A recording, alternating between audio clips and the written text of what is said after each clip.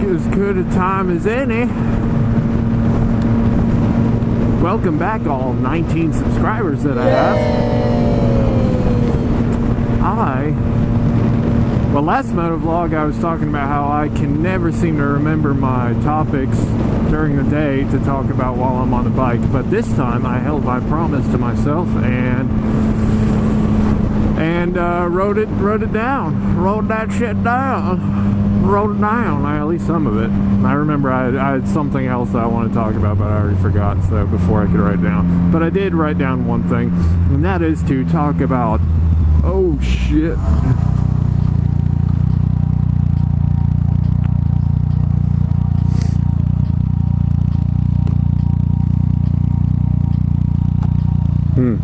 that was close. That's what happens. That's what happens, folks.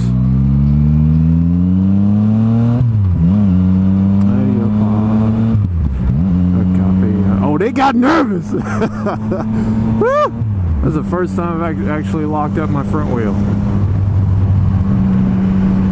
Kind of did a little twisty there. Anyways, back to the subject.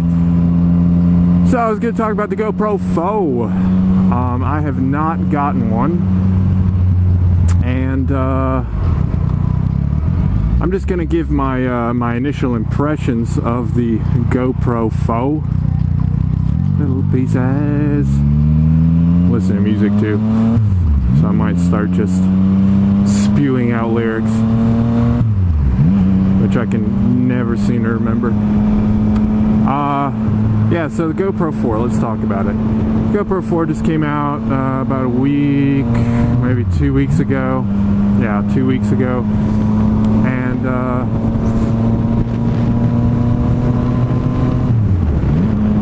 it was all the rave, because everybody was waiting for it for a long time. And I mean, as far as like its dimensions, it's not too different from the GoPro 3 Plus. Its specs, I mean, if you get the black, let's talk about the black. 4K, 30 frames per second, 1080p, I want to say 60 frames per second, maybe 120 frames per second. Yeah, something like that.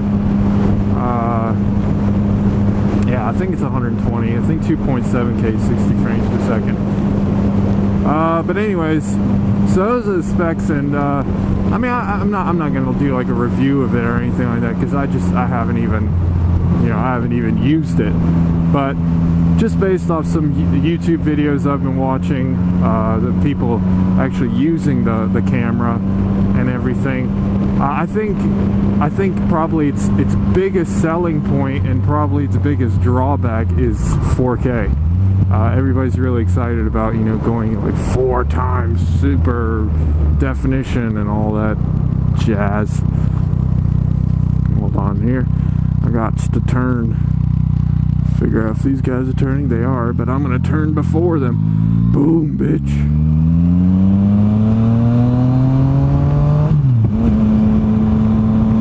Oh, there's gravel, so take it easy, take it easy. Alright. Yeah, 4K.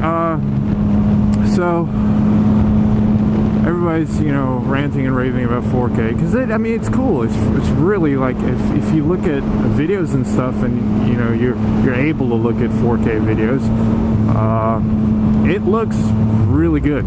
Like, there's no denying that, and especially at 30 frames per second, which is really the most you need for riding, or, you know, for motovlogging, or really just simple video capture. Unless you're going to be doing a bunch of slow-mo stuff, then obviously you're going to want a higher frame rate. But 30, I mean, for me at least, 30 frames per second is perfect. So that was really enticing about it. Apart from the whole, you know, $500 price tag. But, you know, it was, like I said, it was enticing. It just looks really sharp. I never really noticed, you know, I never really thought that there's such a massive difference between 1080 1080p and 4K, but there is a massive difference. 1080p looks fucking awesome. It looks awesome, but 4K just takes that awesome to like a whole new level. This looks incredible. So yeah, I mean that's really exciting news and all that.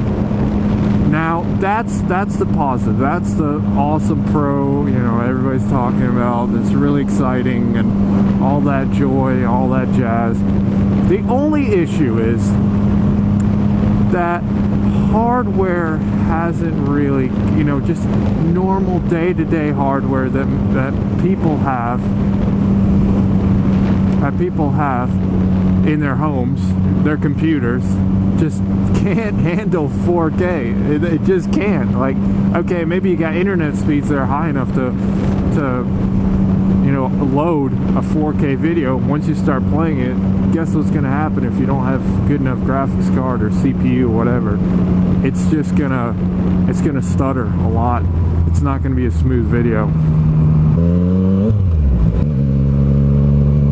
So yeah, your computer's just not going to be able to handle it. And I mean, what's the point? Like, you get 4K and all that, but what's the point of having it if like 80? I'm just throwing a statistic out there. I'm just estimating that it's like some guesstimating more like 80% of computers can't even handle, you know, displaying 4K. Not to mention the fact that you'd have to buy a whole new separate monitor to see the real difference of 4K. So all in all, you know, it's cool. It's a cool gadget to have, and it'll be useful, you know, in the future. It'll look awesome. It'll, you know, propel the crispness of our videos, you know, in the future, you know, a lot. And that's exciting news. But as far as right now, there's almost no point. I mean, most people don't have high enough internet speeds to without, you know, them waiting for like 10 minutes to download the 4K video. So most people are just going to opt for 1080p anyways, or at least I do. And I've got perfectly fast internet, way fast internet, definitely able to display 4K. So that's all stuff to consider, and I end up just playing everything in 1080p. I don't have a 4K monitor, but I have seen 4K on a 4K monitor before. Oh, whoops! I'm a neutral sucker. I have no idea where I am either. Limited sight distance. Got it. I will be blind from here on out. All that. Now, is the GoPro 4 necessarily like useless to you? No, absolutely not. I mean, I feel like the hardware will grow into it. I think that's the best way to put it. The hardware will grow into other bikers. The hardware will grow into the 4K. So, you know, maybe in a year, maybe in 2 years. I don't know.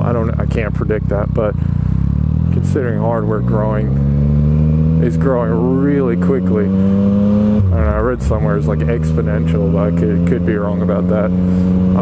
It's, you know, regardless, it's really fast. So it's possible that in a year or even in 6 months, you know, a much greater percentage of people will be able to display 4K with proper internet speeds, proper CPU, proper GPU, proper monitors, and all that good stuff. Ireland.